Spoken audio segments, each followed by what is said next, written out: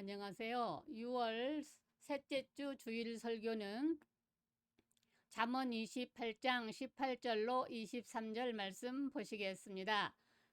성실하게 행하는 자는 구원을 받을 것이나 굽은 길로 행하는 자는 곧 넘어지리라. 자기의 토지를 경작하는 자는 먹을 것이 많으려니와 방탕을 따르는 자는 궁핍함이 많으리라. 충성된 자는 복이 많아도 속히 부하고자 하는 자는 형벌을 면하지 못하리라. 사람의 낯을 보아주는 것이 좋지 못하고 한 조각 떡으로 말미암아 사람이 범법하는 것도 그러하니라. 약한 눈이 있는 자는 재물을 얻기에만 급급하고 빈궁이 자기에게로 임할 줄 알지 못하느니라. 사람을 경책하는 자는 혀로 아첨하는 자보다 나중에 더욱 사랑을 받느니라. 아멘. 이 시간에는 처음보다 더 사랑받는 사랑의 원칙이라는 제목입니다. 사람들 중에는 처음에는 크게 환영을 받고 사랑받다가 그 진실성이 쇼라는 것이 발견이 되면 점점 실망의 대상이 되는 사람이 있고, 어떤 사람은 처음에는 알아주지 않고 무시를 받지만 날이 갈수록 인정을 받고 사랑을 받는 사람이 있습니다. 처음부터 환영받고 나중까지 사랑받는다면 가장 좋겠지만 둘 중 하나를 택한다면 처음보다 나중에 좋은 후자를 택하고 싶습니다. 그것이 가장 안전하고 하나님 나라의 원리에 부합합니다. 본문 23절에 나중에 더욱 사랑을 받느니라 했습니다. 이 말씀은 처음에는 별로 관심의 대상이 되지 못하지만이라는 의미가 담겨져 있는 말씀입니다. 가령 요셉이 그랬고 다윗이 그랬습니다. 처음에는 종이나 목동이었지만 하나님께서 함께 하심으로 점점 더 사랑을 받았습니다. 우리 예수님도 누가복음 2장 52절에 예수는 지혜와 키가 자라가며 하나님과 사람에게 더욱 사랑스러워 가시더라 했습니다. 여러분들도 하나님의 사람들에게 더욱 사랑스러워 가시기를 바랍니다. 어떤 사람이 갈수록 사랑받는 자일까요? 첫째, 성실히 행하는 자입니다. 18절에 성실하게 행하는 자는 구원을 받을 것이나 굽은 길로 행하는 자는 곧 넘어지리라. 아멘. 여기 잘 비교가 되고 있는데 성실하게 행하는 자의 반대는 굽은 길로 행하는 자입니다. 마음이 비틀어진 것을 말합니다. 마음이 잘못되어 있으면 올바로 살 리가 없습니다. 그 결과 성실한 사람은 안전하지만 굽은 길로 행하면 결과가 좋지 않습니다. 요즘 사람들이 일하지 않고 일확천금을 노리는 사람들이 있습니다. 성실하게 일하는 사람은 왠지 어리석고 답답하게 생각을 합니다. 그래서 편법을 행하다가 잡혀 들어가 황금 같은 시간과 청춘을 허비하는 사람들도 있습니다.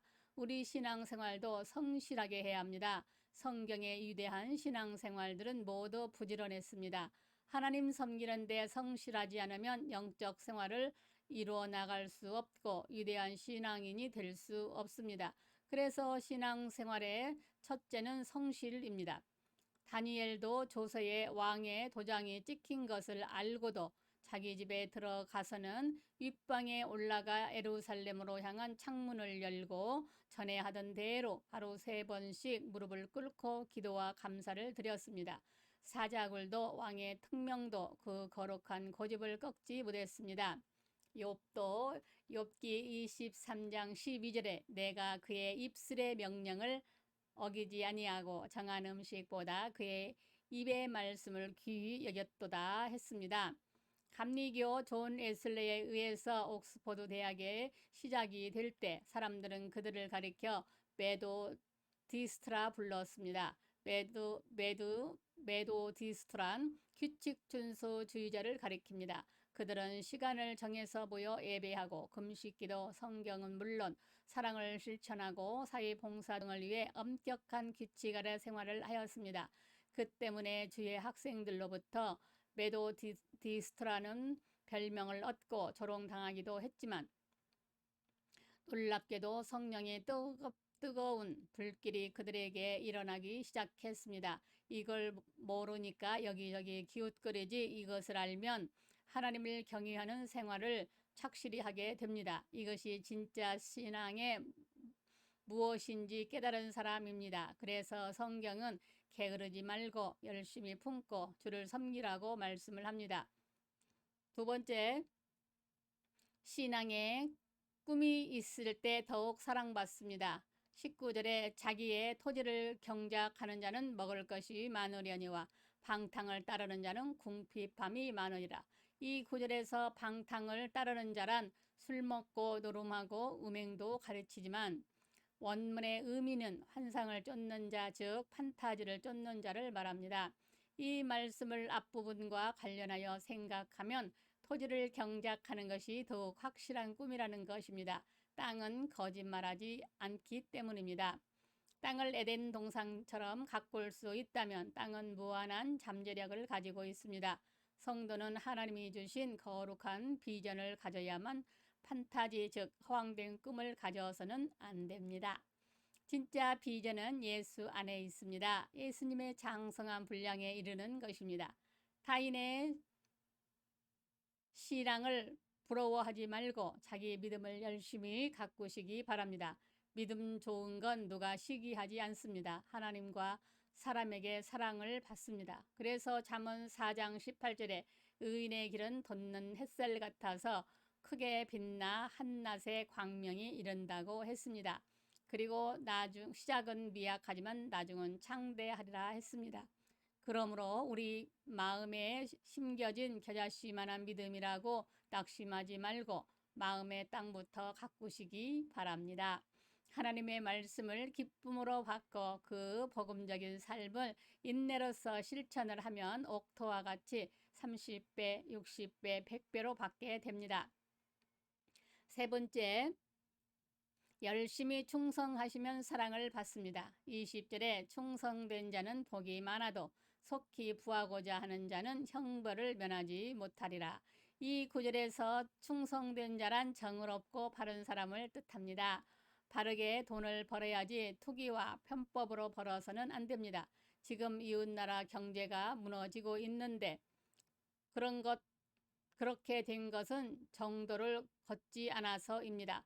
그동안 산업 스파이나 기업 강탈, 높은 관세, 거짓과 술수, 약소국 압제와 침략, 나쁜 정책 등 국가가 나서서 옳지 않는 방법을 총동원하다가 선진 이웃 국가의 제재를 받아 무너지게 되는 것입니다. 자유민주 자본주의의 시장 경제로 나가면 가만 놔두어도 전 세계의 기업이 계속해서 제2국으로 모여들고 또 모여들어서 인구가 14억이나 되어 인력이 남아 도는데 누가 제2국을 이기겠습니까? 이처럼 신앙생활도 고지식할 정도로 원칙에 충실해야 합니다. 본문 21절에 사람의 낯을 보아주는 것이 좋지 못하고 한 조각 떡으로 말미암아 사람이 범법하는 것도 그러하리라. 이 구절 역시 원칙대로 하라는 것입니다. 신앙생활은 편법이 없습니다. 그대로 믿어야 합니다. 그래서 요한복음 10장 7절로 8절에 나는 양의 문이라 나보다 먼저 온 자는 다 절도요 강도니 양들이 듣지 아니하였느니라 하셨습니다.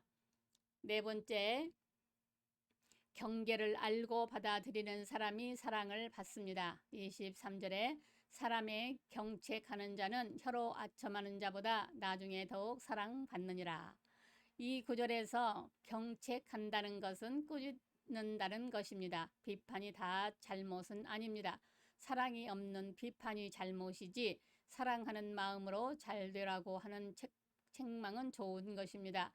내 자식은 책망을 해도 남의 자식에게는 그렇지 못하는 것은 사랑의 차이입니다.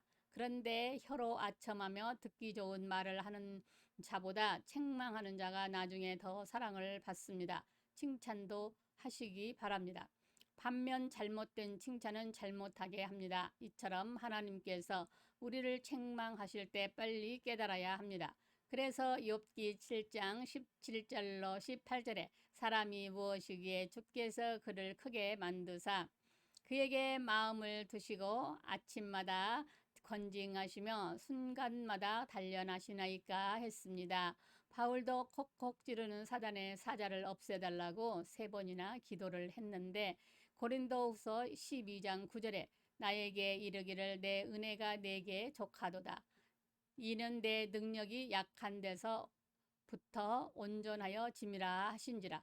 그러므로 도리어 크게 기뻐함으로 나의 여러 약한 것들에 대하여 자랑하리니 이는 그리스도의 능력이 내게 머물게 하려 함이라 했습니다. 징계가 없는 사람이 없습니다. 다만 징계를 징계로 알고 연단을 연단으로 아는 사람은 복이 있습니다. 그 사람이 발전을 합니다. 그래서 야고보서 1장 2절로 4절에 내 형제들아 너희가 여러 가지 시험을 당하거든 온전히 기쁘게 여기라. 이는 너희 믿음이 시련이 인내를 만들어내는 줄 너희가 알미라. 인내를 온전히 이루라. 이는 너희로 온전하고 구비하여 조금도 부족함이 없게 하려 함이라 했습니다. 사랑하는 여러분, 신앙생활 잘하여 우리 예수님처럼 하나님과 사람들 앞에서 더욱 사랑스러워 가시기 바랍니다.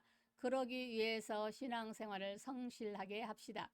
신앙의 부푼 꿈을 가지십시다. 열심히 하십시다. 신앙생활을 훈련으로 알고 하십시다. 그래서 영육 간에 희망이 다가오고 하나님과 사람에게 더욱 사랑받는 복된 성도들이 다 되시기 바랍니다. 감사합니다. 우리 주 예수 그리스도의 이름으로 사랑하고 축복합니다. 아멘.